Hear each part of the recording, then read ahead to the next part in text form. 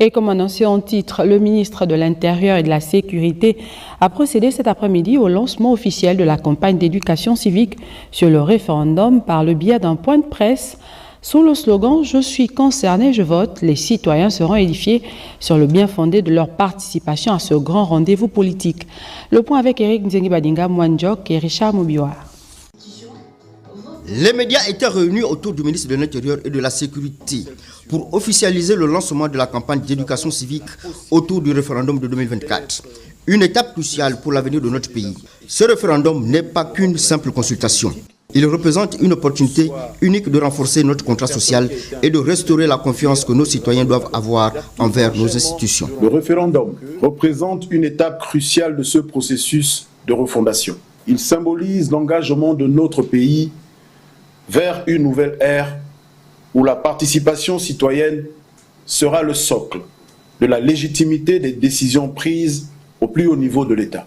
L'objectif de la campagne est de sensibiliser la population en informant chaque citoyen sur l'importance de sa voix et de son vote. Nous sommes tous concernés par des décisions qui façonnent notre avenir collectif. Il est primordial de rétablir un lien solide entre les citoyens et les institutions, car la confiance est la clé d'une démocratie saine. La campagne d'éducation civique débutera le mercredi 2 octobre 2024 et se déploiera sur une période initiale de 5 jours. Le référendum portera sur la question de l'adoption d'une nouvelle constitution. Les citoyens inscrits sur les listes électorales auront l'opportunité de s'exprimer par un vote oui, non ou blanc. Les modes de communication sont divers. Plusieurs supports seront utilisés pour toucher un large public. Spots à la radio et à la télévision, messages en langue vernaculaire, réseaux sociaux. Le professeur Télésphore Ngoumou a été nommé président de cette campagne de sensibilisation. Un intellectuel brillant, d'une grande expérience qui saura guider cette initiative avec excellence. Retour à Libreville au Gabon où après la vice-primature, l'ambassadeur de la Corée a été reçu ce matin par le ministre du Pétrole en toile de fond le renforcement de la coopération dans ce secteur. Laïs Kalor Mamengi, Bertin Osaga. Entre le Gabon et la Corée, ce sont des liens de fraternité qui remontent aux années 70. Lesquels liens se sont étendus dans plusieurs secteurs, notamment celui du pétrole. L'audience accordée à l'ambassadeur de Corée au Gabon par le ministre du Pétrole a donc été l'occasion de passer en revue les liens de coopération et les projets structurants entre les deux pays. On a discuté de possibilités de redynamiser, par exemple, le projet de Happineri qui a été mis en œuvre il y a quelques ans. Oui, je lui ai assuré la Corée est un partenaire excellent de Gabon et dans tout le processus de la transition. Avec monsieur le ministre, on va continuer de discuter le projet spécifique. Oui, j'ai essayé d'encourager le secteur privé coréen d'investir ici, particulièrement dans le domaine de pétrole et ressources minérales. Dans un contexte de transition, la coopération revêt un caractère important pour le partage d'expériences et le développement des infrastructures. Toute chose que le Gabon aimerait capitaliser avec une nation comme la Corée qui a un développement dynamique. Lancement de l'opération d'identification des élèves du Gabon, en mission avec le ministre de l'Éducation nationale, les responsables du secrétariat d'orientation scolaire, universitaire et professionnelle ont expliqué l'objectif de la dite opération. Léonel Boutoupisam, Gérard Mindo.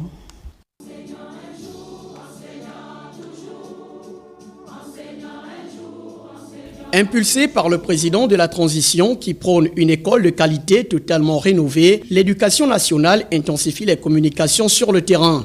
Dans le Haut-Ogooué, l'Angounié ou le Goué-Vindo, le SESUP, secrétariat d'orientation scolaire et universitaire, a expliqué les raisons de l'opération d'identification. Nous avons la fiche d'identification des apprenants et la fiche d'identification de l'établissement. Vous savez que les élèves évoluent dans les établissements. Donc s'il faut identifier ces élèves, il faut également identifier les établissements parce que derrière, on a non seulement pour objectif de pouvoir maîtriser les effectifs des élèves inscrits dans le système éducatif gabonais, mais également les établissements dans lesquels ces enfants-là évoluent.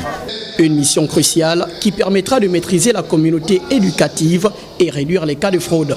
Quand on parle de ça, ça veut dire qu'on veut bien lutter contre les échecs scolaires, on veut bien lutter contre tous les autres phénomènes qui visiblement tire vers le bas le système éducatif gabonais. Une réforme qui entre en vigueur cette année. Nous avons fait un diagnostic profond de notre système éducatif. La question qui nous est posée ici, chacun en son âme et conscience, doit-on continuer à favoriser un système éducatif où chaque année, plus de 15% de nos enfants sont en situation d'échec?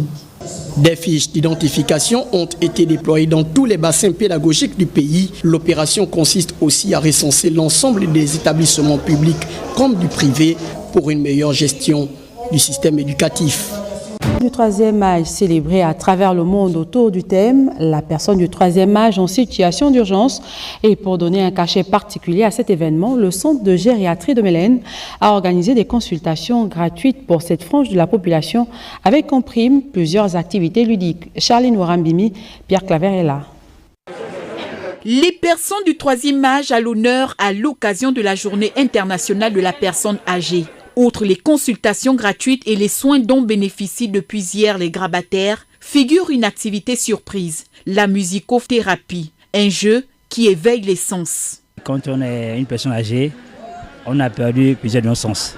Donc c'est la musicothérapie qu'on appelle aussi la musicodétection. Voilà, donc c'est-à-dire qu'on met une musique de leur époque, 1960-80, et après ils vont nous donner l'auteur, compositeur et même le nom de l'artiste. En bref, tout ça c'est pour réveiller la mémoire des personnes âgées, en fait c'est ça. La personne âgée en situation d'urgence, c'est la thématique de l'édition 2024. Le président de la République, chef de l'État, a placé la prise en charge des populations vulnérables au rang des priorités sociales. Ensemble, conjuguons donc nos efforts pour améliorer les conditions de vie des personnes âgées afin de bâtir un avenir qui respecte pleinement leur dignité. Conscient de certaines difficultés que rencontre le Centre national de gérontologie gériatrie, le gouvernement entend mener des actions visant à accompagner cette structure sanitaire dans la prise en charge de cette couche vulnérable. Son Excellence le général de brigade Brice-Clotaire Oligui Nguema, président de la transition, président de la République sur l'État, oriente les urgences indiquées au gouvernement de la transition et que le ministre Emploi a éteintes. Il connaît les difficultés de cette structure et la nécessité d'y apporter des solutions, notamment les installations nécessaires, les équipements adaptés et la logistique devant assurer la mobilité des équipes du centre vers les familles qui gardent leurs propres parents. Les officiels ont effectué une visite des stands composés des différents services du Centre national de gérontologie gériatrie de Mélène, mais également de ses résidences.